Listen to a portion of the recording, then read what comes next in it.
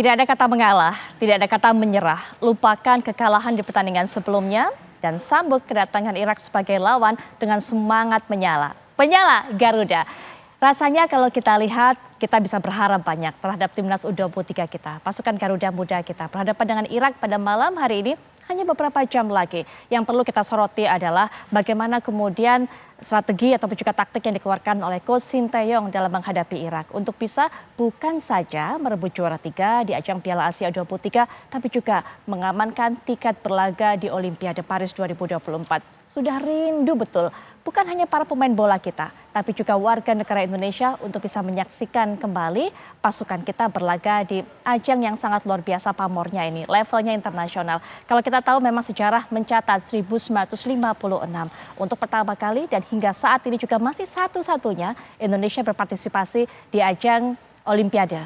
Nah, ini eranya udah berbeda. Eranya adalah sepak bola modern. Mampukah Indonesia mencetak sejarah baru di era sepak bola modern ini untuk bisa melaju menuju Olimpiade Paris 2024? Caranya tidak lain, tidak bukan kalahkan Irak pada malam hari ini. Nah, untuk bisa mengetahui bagaimana pandangan dari para narasumber mengenai kekuatannya dimiliki Sinteyong, apa yang harus nanti dilancarkan, siapa yang harus dipasang sebagai starting line up, dan juga apa pentingnya laga berhadapan dengan Irak ini, maka kita akan langsung saja perkenalkan para narasumber yang akan menemani kita, dan saya yakin bagi para penikmat bola, bagi para pecinta bola, sosok-sosok ini sangat gak asing. Yang satu ini komentarnya, pandangannya selalu menemani kita dari setiap laga demi laga. Karena kita selalu mendengarkan komentator Bung Gita Suwondo di setiap pertandingan. Assalamualaikum warahmatullahi wabarakatuh. Waalaikumsalam. Mas Gita, gimana kabar? Baik, Vi. Baik, senang sekali bisa bertemu setelah sekian lama gak ketemu. Iya, udah berapa ya? Jutaan tahun kayaknya. Jutaan tahun. Nah, bicara mengenai kiprah dari pemain kita atau pemain timnas kita juga. Yang satu ini merupakan legenda. Aksinya di era 1980-an membuat kita begitu bangga terhadap kesikapannya menjaga gawang Indonesia. Yang sekarang ini sudah beralih profesi, bukan lagi pemain, tapi juga sebagai pelatih kiper. Saya akan perkenalkan Coach Hermansyah. Assalamualaikum warahmatullahi wabarakatuh. Waalaikumsalam. Gimana kabar, Coach? Alhamdulillah Mbak Putri, sehat. Terima kasih di tengah kesibukannya masih menyempatkan main-main ke studio kita untuk siap. kita sama-sama menilai nanti ataupun juga memprediksi apa yang akan dikeluarkan oleh Coach Sinteyong. Siap. Baik, bukan hanya dua narasumber yang menemani saya di studio, tapi juga secara daring kita kedatangan ataupun juga punya narasumber lainnya yang kiper juga ternyata mantan kiper timnas juga, yaitu Bang Ferry Rotinsulu. Selamat malam, Bang Ferry. Selamat malam. Siap. Selamat malam senior semuanya. Ada Bang Hermansyah. Iya, selamat malam. Tidak asing lagi nih. Gimana kabar Bang Ferry? Alhamdulillah baik. Nonton terus nggak ini kiprah adik-adiknya, para pemain timnas U23? Kalau namanya timnas bermain pasti selalu nonton. Jadi 1 jam sebelum itu pasti selalu sudah di depan TV. Oke, baik. Malam nanti nobar ya. Mantap. Nah, kita akan langsung saja minta pandangan Coach Hermansyah. Apa gaya baru, apa daya baru, semangat baru yang Coach lihat dari penampilan timnas U23 kita ini di ajang Piala Asia U23 yang mungkin berbeda dibandingkan wajah sebelumnya yang bisa bikin kita optimistis dan juga yakin dengan tim ini? Ya, saya selalu optimis ya, lihat progresnya Sintayong semakin bagus. Setidaknya sepak bola berubah. Ya, yang tadinya dulu main bolanya hanya long passing, gawang berpas, sekarang mulai terprogres dan gol-golnya pun seperti gol kayak di Eropa lah. Okay. Jadi satu sentuhan dan mereka juga Sintayong dari segi skill teknik mereka latihan fisiknya, speed powernya juga diasah terus. Jadi ada perubahan sepak bola Indonesia sekarang. Baik. Sehingga kemudian Coach Hermansyah mengatakan bahwa ataupun juga berpendapat bahwa kemarin saat berhadapan dengan Korea Selatan ataupun juga lawan-lawannya di fase grup termasuk penampilan terbaik timnas U23 selama ini? Saya ngelihat waktu lawan Korea Selatan cukup bagus ya, kita bisa mengalahkan Korea Selatan ya. Agak sedikit turun lawan Uzbekistan. Mungkin waktu itu tenaganya habis di lawan Korea Selatan. Oke. Tapi mungkin sekarang nih melawan Irak yakin bisa mengatasinya. Baik Coach, ini kan energinya habis, kemudian juga mentalnya begitu terkeras, emosi terkuras ketika berhadapan dengan Korea Selatan. Ketika lawan Uzbekistan mungkin peaknya agak menurun. Ada masa recovery sekitar 2 hari. Saat ini berhadapan dengan Irak. Kalau menurut Coach sebagai seorang pelatih itu bagaimana sebenarnya dinamika dari peak ataupun juga stamina dari para pemain memang sudah cukup siapkah? Mungkin Sintayong sudah lebih tahu lagi mungkin ya untuk memperbaiki kemarin kesalahan lawan Uzbekistan. Mungkin Sintayong ada mungkin ya dia recovery 2 hari ini memaksimalkan dia untuk menjaga kebugaran pemain. Oke. Karena mungkin dia ini pertandingan hidup matinya kita. Iya, iya. Dan keduanya yang penting pantang menyerah. Ya semangat juang itu harus ada ketika waktu lawan Korea Selatan. Baik, Mas Gita, semangatnya ada, motivasinya ada, apalagi motivasi untuk melangkah ke Paris Iya, begitu kan. betul. Secara teknik, taktik juga ada gaya baru yang diterapkan oleh Coach Sintayong. Apalagi menurut Mas Gita yang mungkin bisa menjanjikan? Sebenarnya kalau kita bilang kita harus main, yang harus dijanjikan adalah kita bermain dengan game play kita. Game plan kita. Itu yang tidak terjadi pada saat melawan Uzbekistan. Bukan karena kita tidak bisa memainkannya, karena kita dibikin oleh Uzbekistan untuk tidak bisa memainkan hal tersebut. Mereka Karena tertekan? mereka menekan high press dari atas. Dari awal pertandingan mereka sudah menekan kita di daerah permainan kita sendiri. Agak aneh juga karena yang kick off mulai mereka duluan. Seharusnya kita yang bisa high press ya. harusnya Tapi high justru press. kita yang tertekan setelah menit kelima itu. Itu yang membuat kita tidak bisa lepas. Tapi itu pun sebenarnya lini pertahanan kita bermain cukup baik ya. Artinya menghalau serangan dengan baik. Memang kita tidak bisa keluar. Tapi kalau sudah fase knockout kan keadaan kosong-kosong itu tetap menguntungkan buat Betul, kedua betul. belah pihak kan. Iya. Tapi kemudian memang ada momen di mana kita kemudian agak tidak diuntungkan oleh VAR. Tapi wajar lah, VAR itu kan VAR itu kan kejujuran jadinya. Kejujuran betul. apapun lewat teknologi yang membuat sekecil apapun itu jadinya terlihat offside. Dan kalau kita bicara VAR itu kan misalnya ada 3 angle yang menunjukkan tidak offside, tapi ada 1 angle yang menunjukkan offside, itu wasit VAR harus mengatakan bahwa itu offside itu Ya. loh jadinya. Dan itu yang membuat ya agak sial kitanya. Itu mungkin yang membuat drop juga para pemain dia. Sehingga kalau kita melihat gol pertama yang bersarang ke gawang kita itu seperti kita ball watching ya. Ball watching, Ya, nonton. padahal sebenarnya kita tidak ada ball watching, walaupun kita ditekan, semua pemain bermain dengan baik, menghalau serangan. Ivar Jenner, Nathan bahkan turun ke belakang. Tidak bagus pada saat build up serangan karena tidak bisa keluar dari tekanan Uzbekistan. Tapi pada saat kita bertahan, kita sebenarnya tidak kalah-kalah juga gitu loh. Nah, setelah ball watching itu yang membuat kita kemasukan gol pertama ya semuanya jadi berantakan. Plannya juga jadi nggak jalan ya. Kemudian gol ketiga gampang sekali, kemudian Rizky Ridho juga terkena kartu merah sehingga memang tidak menguntungkan bagi kita. Tapi kan ada waktu 2 hari istirahat, tapi mental itu harus tetap dijaga untuk bisa mengatasi ini. Dan kalau saya melihat kekuatannya Irak mungkin tidak sekuat Uzbekistan ya. Bayangkan Uzbekistan itu ada 12 pemain senior mereka dengan cap senior yang bermain di under 23 ini. Sedangkan Irak itu kan cuma ada 4 pemain. Walaupun kita tetap harus waspada terhadap Ali Jassim ya. Ya, Gelandang betul. mereka yang perannya sama dengan Nathan, tapi dia sudah menciptakan 3 gol sejauh ini. Ini Top yang harus scorer kita hingga top saat scorer ini. liga saat ini bersama dengan 2-3 pemain lagi dan dia masih punya kesempatan untuk jadi top scorer karena dia masih bermain. Dan yang paling penting adalah dia punya pengalaman 2 kali mengalahkan Indonesia pada saat 5-1 di kualifikasi Piala Dunia di Irak dan kemudian pada saat 3-1 kemarin di Piala Asia. Betul. Jadi benar-benar ini yang harus diwaspadai oleh pemain kita. Kalau di luar negeri kan kurang lebih medianya mengatakan bahwa jika bisa mematikan Ali Jassim, kesempatan untuk Indonesia untuk pertama kalinya melangkah ke Olimpiade setelah 68 tahun ya kalau nggak salah. Betul sekali. Itu yang betul. harus kita lakukan, mematikan Ali Jassim sehingga dia tidak berkembang. Oke, Bang Ferry mungkin punya penilaian sendiri terhadap materi kekuatan Irak masa kini atau timnas U23 yang berlaga di ajang Piala Asia U23 saat ini seperti apa Bang Ferry? Kalau saya melihat, saya tidak melihat dari sisi Irak, ya siapapun yang dihadapi ya kita selalu siap ya. Melihat dari progres timnas kita ini, saya rasa bisa mengalahkan timnas Irak ya. Saya rasa Sintayong dia sudah tahu siapa yang harus dia turunkan malam ini. Saya rasa siapa-siapa yang harus dijaga, siapa-siapa yang harus itu, saya rasa Sintayong sudah tahu ya. Saya rasa Indonesia bisa mengatasi Irak malam ini. Baik, apa yang bikin Bang Ferry begitu yakin bahwa timnas kita bisa mengatasi Irak? Kalau saya lihat seperti dikatakan senior tadi Bang Hermansyah, bahwa ada juga memang benar ada faktor kelelahan. Kenapa waktu lawan Uzbek kita kelelahan? Mungkin faktor lawan Korea itu karena ada penambahan waktu. Ya, ditambah waktu itu 2 kali berapa ya? 2 kali 15 kalau nggak salah. Ya. 100. Terus langsung adu penalti. Itu saya pernah merasakan juga bagaimana tambah waktu, bagaimana. Tapi saya rasa itu tidak juga menjadi satu alasan buat timnas juga. Saya rasa ada recovery berapa hari ini. Saya rasa untuk lawan Irak, saya rasa bisa lah ya. Dengan motivasi pemain ini untuk ke Olimpiade ini, saya rasa motivasinya 1000% lah ya. saya rasa bisa mengatasi hal itu. Bang Ferry, kita ingin tahu, masyarakat juga ingin tahu, karena Bang Ferry ini sebagai seorang pemain yang tadi mengatakan juga pernah mengalami 2 kali 45 menit, tambah extra time juga, apalagi kemudian jika kemenangan itu harus ditentukan atau hasil pertandingan itu harus ditentukan oleh adu penalti. Apa yang dirasakan oleh para pemain? Kelelahan seperti apa kemudian yang menghinggapi para pemain setelah pertandingan usai?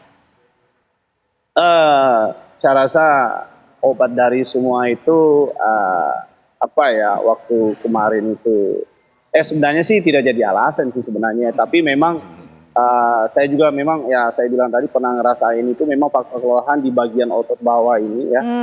Itu memang lelah benar ya dengan hanya waktu berapa hari terus kita main lagi ya. Saya rasa itu akan hilang ya ketika motivasi itu dijadikan motivasi itu seperti kita pengen lolos nggak ke Olimpiade ini. Kalau lolos ya kita harus menang malam ini. Itu aja sih kalau saya.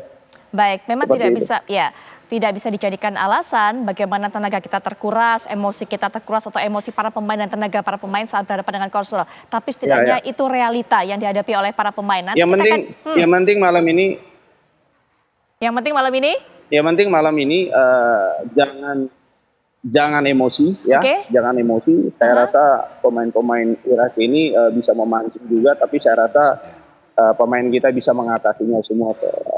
Saya rasa bisa mengatasinya semua itu. Ini menarik. Jangan emosi, karena kalau kita tahu bahwa dari data statistik, tim nasional Indonesia itu adalah merupakan tim nasional yang melakukan pelanggaran terbanyak dari para peserta Piala Asia U23 dan juga mencatatkan mendapatkan jumlah kartu merah terbanyak. Kalau tadi Bang Ferry katakan jangan kepancing oleh timnas Irak, nanti sebenarnya kira-kira apa yang bisa terjadi di lapangan? Nanti Bang Ferry dan juga bagaimana pentingnya para pemain bisa mengontrol emosi agar main tenang, main lepas demi kemenangan yang ada di depan mata. Kita akan kembali nanti mendiskusikannya, tapi setelah jeda. Kami sudah kembali saat lagi.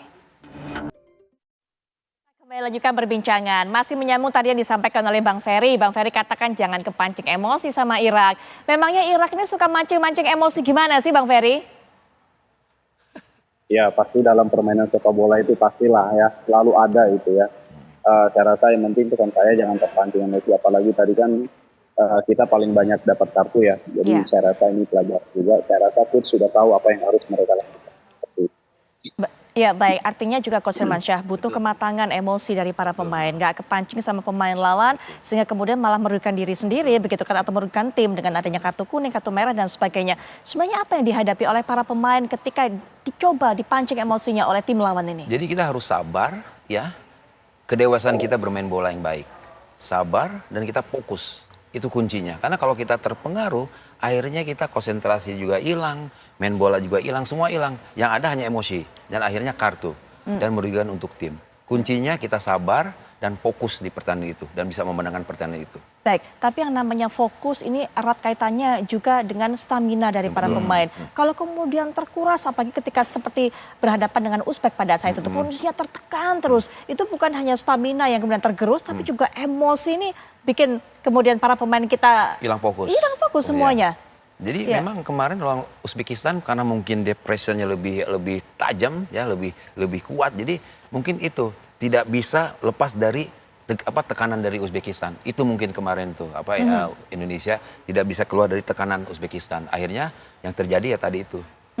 Akhirnya kecolongan kita. Ya, mengeksploitasi para pemain kita dengan upaya memancing emosi gimana Mas kita pandangannya? Ini yang agak saya takutkan kalau jadi terkesannya rasis nih kalau saya ngomong gini. Terkesannya adalah kalau kita berhadapan dengan lawan-lawan yang ada di ras Timur Tengah sana. Mereka emang kebiasaan selalu memprovokasi lawan. Bukan cuma kita, siapapun ya, Jordania main contohnya. Ada yang guling-gulingan lah, kemudian Uzbekistan jadi ikut-ikutan kemarin. Praktis dalam 5 pertandingan yang sudah kita mainkan hanya melawan Australia yang benar-benar mereka bermain sportivitas tinggi walaupun mereka tertinggal ya. Jadi ini yang saya takutkan, sedangkan kita sendiri kan pada saat ditekan oleh lawan, diprovokasi oleh lawan, ada aja gitu loh tangan yang nyentil segala macam. Dan sekarang itu VAR itu kan bekerjanya dengan sangat sangat teliti sekali ya.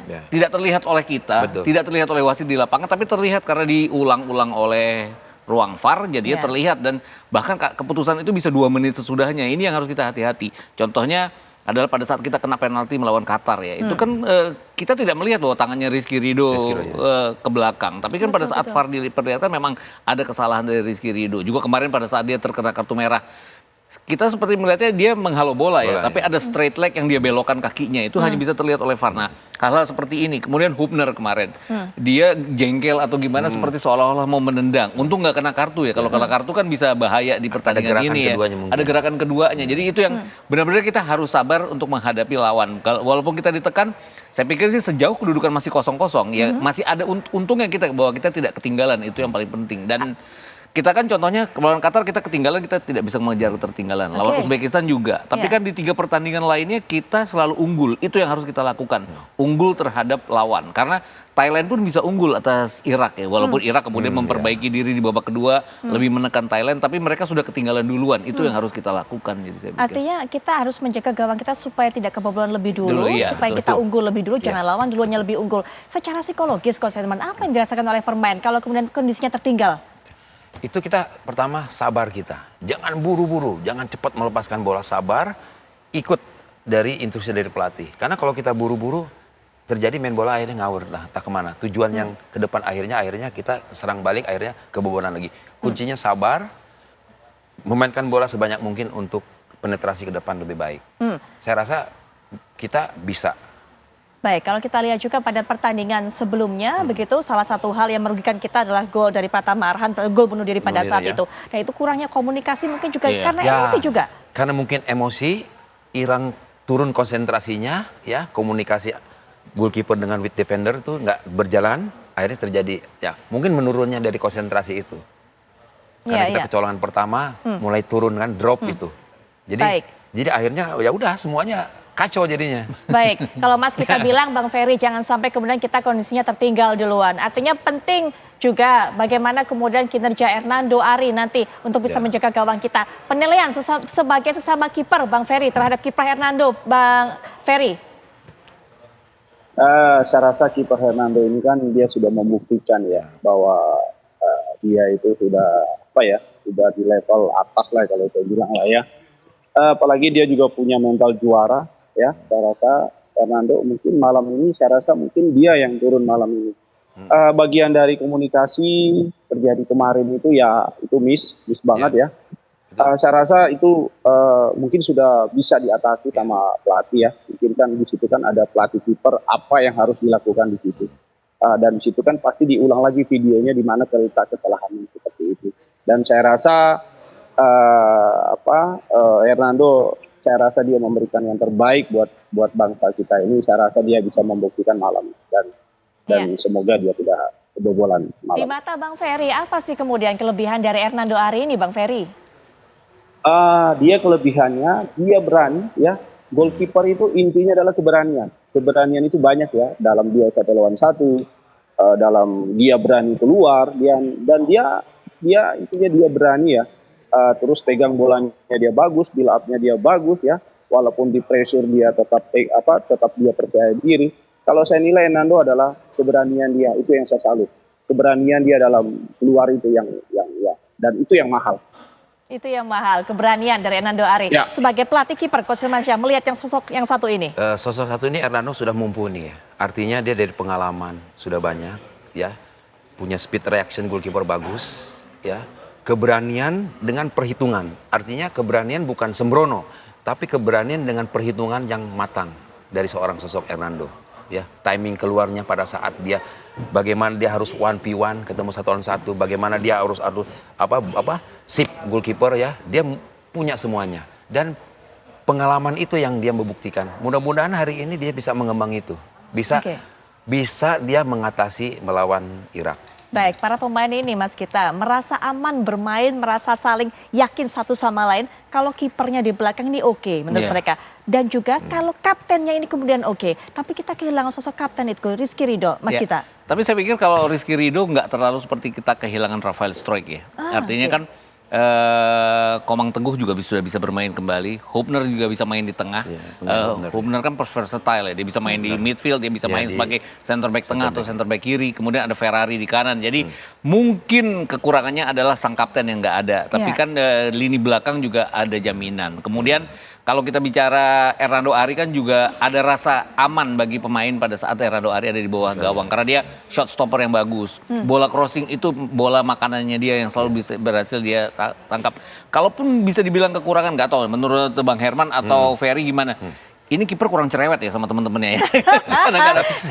Idealnya seperti apa kalau menurut Mas kita? Kalau kiper tuh kan harus cerewet ya, harus marah segala macam. Kemarin kan dia waktu gol bunuh diri itu dia hanya seperti menggerutu aja, jadi nggak marah, nggak kesel, nggak marah, dan berkali-kali kan kalau ada kecolongan dari rekan-rekannya, dia bukan penjaga gawang yang apa ya, yang meluapkan emosinya buat rekan-rekannya gitu. Itu penjaga gawang kan kadang-kadang harus punya apa ya, keberanian untuk ngomel gitu ya. Itu yang mungkin agak kurang dari Hernando. Itu aja, tapi kalau secara permainan dia oke. Harus cerewet memangnya, Tapi coach. menurut saya itu karakter kiper beda-beda ya. Iya betul. Kayak mungkin Peters Michael dulu dia di MU dia harus banget begitu. Terus ada yang orang sosok yang diam tapi perhitungan yang matang. Mungkin ini salah satunya Hernando. Ya, perhitungan yang matang, timing, insting naluri dia dengan teman sudah kompak gitu. Jadi Ada chemistry. Ada chemistry-nya. Jadi nggak ada masalah juga kalau menurut saya ya. Jadi setiap kiper beda-beda kan, kayak kiper David Seaman dulu Arsenal ya, mereka jeda banyak. Ada yang Peters Michael dulu MU ya. Beda-beda kiper. Tapi ini chemistry-nya antara kiper dengan goal player dengan defender udah oke. Oke, Bang Ferry juga punya catatan mungkin harus cerewet kalau kata Mas kita. Kiper yang ini kurang cerewet. Gimana Bang Ferry? Kalau cerewet itu sudah pasti ya, tapi kapan kita harus cerewet? Pada saat kita cerewet itu pada saat kita organisasi, pada saat kita hilang bola. Nah, bagaimana kita suruh pemain empat belakang kita itu, ayo geser apa semua, itu memang harus cerewet gitu. Pada saat juga kita pegang bola ya, disitulah kita mengatur kita punya tempo napas lagi ya. Jadi pada saat cerewetnya itu pada saat kita tertekan seperti itu. Jadi memang benar kata senior tadi Bang Hermansyah. Jadi tipikal kiper ini banyak beda. Ada yang bisu sama sekali, tapi bagus penampilannya. Ya banyak. Ya, saya setuju itu. Jadi tipikal beda.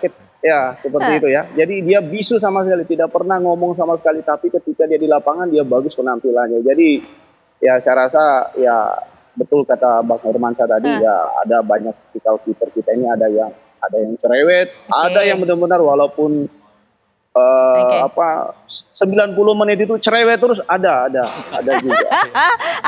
Atau Mas kita jangan-jangan karena memang sudah yakin dengan kemampuan dari para pemain barisan pertahanannya. Iya, kadang-kadang di dunia pekerjaan kan gitu. Pokoknya saya yang akan melakukan segalanya, kadang-kadang ada gitu. Jadi ya sudah, itu tanggung jawab saya segala macam gitulah. Itu tadi ya, saya kadang-kadang suka mikir ini Hernando kapan ya marahnya ya. Tapi kayak Mbak Putri juga bilang, yang penting udah chemistry-nya ada antara goal player. Sekarang kan bukan goalkeeper lagi, goal player. Betul. Jadi goal player tuh dia bisa menjadi seorang stopper libero. Kalau dulu kan zaman goalkeeper hanya stay di gawang saja. Sekarang namanya goal player. Jadi dia bisa bermain catching, tangkap bola, build up-nya harus bagus ya. Terus counter attack-nya harus bagus. Baik. Jadi yang tadi bilang chemistry-nya udah chemistry, ada. itu dia. Chemistry, kecocokan antara satu sama yang lain. Itu yang kita lihat dari Timnas U23. Dan juga kita harapkan bisa kembali ditunjukkan. Karena memang banyak sekali materi Timnas U23 kita yang sudah bersama-sama di Timnas Senior. Sehingga ketika mereka ada di lapangan sudah saling tahu maunya satu sama lain. Dan juga yang kita lihat salah satu efek positifnya adalah para pemain ini kemudian daya jelajahnya luar biasa. Ada di mana-mana kalau kita lihat dari pertandingan-pertandingan sebelumnya. Nanti kita akan bahas lebih lanjut mengenai hal ini. Tapi setelah jeda nanti juga Ken Ane punya data fakta menarik mengenai Timnas U23 kita. Silakan Ken Ane. Betul sekali Putri Viola, usai jeda pemirsa, saya dan kami Apa Kabar Indonesia Malam akan hadirkan untuk Anda data, fakta dengan bentuk grafis dan visual yang tentunya akan membuat Anda membayangkan bagaimana kira-kira line up nanti akan dibawa oleh Timnas U23 Indonesia melawan Irak. Usai jeda kami hadirkan untuk Anda.